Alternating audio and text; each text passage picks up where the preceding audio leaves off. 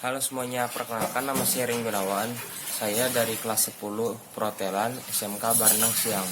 Pada kesempatan kali ini, saya akan menjelaskan beberapa dokumen yang ada di rumah saya beserta fungsinya. KTP adalah singkatan dan sebutan yang mudah untuk menyebutkan kartu tanda penduduk yang pasti dimiliki oleh setiap warga negara pada ketentuan tertentu. Hal ini karena kepemilikan KTP diwajibkan oleh aturan hukum yang berlaku. KTP kartu tanda penduduk ini mempunyai fungsi sebagai simbol atau kartu tanda pengenal penduduk dari suatu negara tertentu, di mana penduduknya dapat mempunyai peluang dalam penggunaan berbagai fasilitas yang disediakan oleh pemerintah. Beragam layanan dan fasilitas dapat diterima dengan menunjukkan kartu tanda penduduk ini. Bagi pemerintah sendiri, KTP yang sangat membantu dalam rincian jumlah penduduk secara keseluruhan. Terdapat banyak manfaat yang bisa dirasakan oleh masyarakat dan pihak pemerintah, diantaranya KTP digunakan sebagai kartu identitas diri. KTP merupakan persyaratan utama dalam banyak hal. Kepemilikan KTP dapat meningkatkan bisnis perbankan. KTP sebagai jaminan yang terpercaya.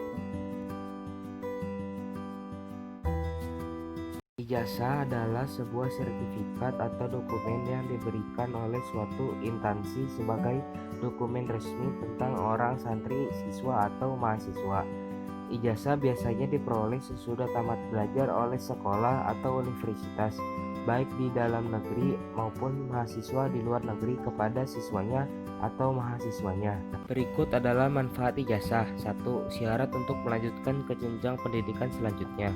2. Sebagai ajang pembuktian intelektualitas seorang siswa. 3. Dapat menunjukkan identitas diri seseorang. 4. Ijazah dan status sosial. 5. Syarat pelamar pekerjaan. 6. Pengakuan yang sah dari negara. Dan masih banyak fungsi lainnya. Menurut KBBI, rapot adalah buku yang berisi nilai kepandaian dan prestasi belajar murid di sekolah, berfungsi sebagai laporan guru kepada orang tua atau wali murid. Rapot pada umumnya adalah pemberian dari seseorang yang telah melewati waktu bersama, baik dalam belajar mengajar, diskusi, atau melalui sebuah penelitian. Seseorang yang telah mengetahui kelebihan dan kelemahan seseorang anak didiknya, bawahannya atau objek penelitian dari beberapa tes atau uji coba yang telah dilakukan, sejauh mana seseorang yang akan diberi rapot itu memiliki sebuah nilai. SKHUN adalah dokumen yang sifatnya sementara sebagai pengganti dokumen SHUN dan ijazah yang belum terbit.